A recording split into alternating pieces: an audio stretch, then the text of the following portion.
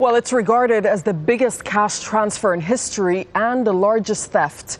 The Bush administration flew $20 billion in cash into Iraq.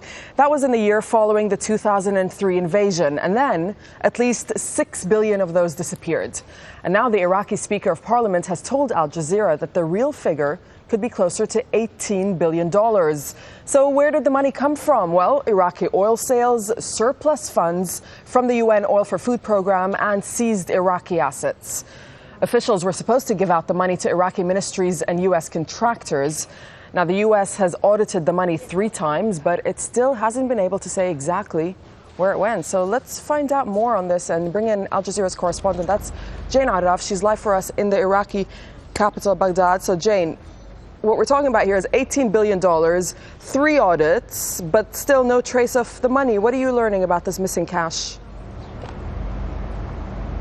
Well, Doreen, it's an absolutely astonishing figure, and it's really the first indication, the comments by the Speaker of Parliament, that this may be even bigger than the original $6 billion reported. Now, the Speaker, Osama al-Najai, who is off next week for a visit to the U.S. Congress and the White House, has told us, the first word of this actually, that it could actually be $18.7 billion that's gone unaccounted for. That's 3 times more than originally thought.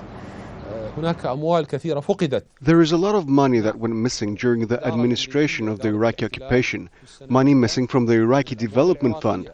Iraq has lost around $18 billion. The location is unknown, and also missing are the documents of expenditure. I think it will be discussed soon. There should be an answer as to where the Iraqi money has gone. Those answers are going to be hard to come by. Now, this goes back to 2003 and 2004. And again, this was Iraqi money handed out by U.S. authorities. Now, there's going to be a fairly wide net cast. Some of this is thought to be American officials involved in mismanagement. Some of it is thought to be Iraqis. But all in all, a huge amount of money. Dory? Jane, who was responsible ultimately for safeguarding this money?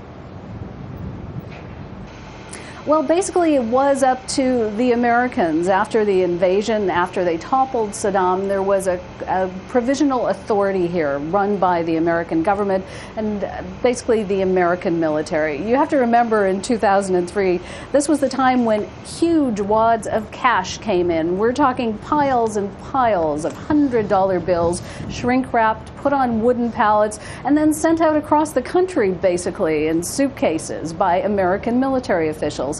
It isn't really the problem of how the money got here that was withdrawn. There's documents on that. It's what happened to it after. Simply that there are no documents for most of this money to indicate who got it, where it was spent, whether anything was actually ever built with it.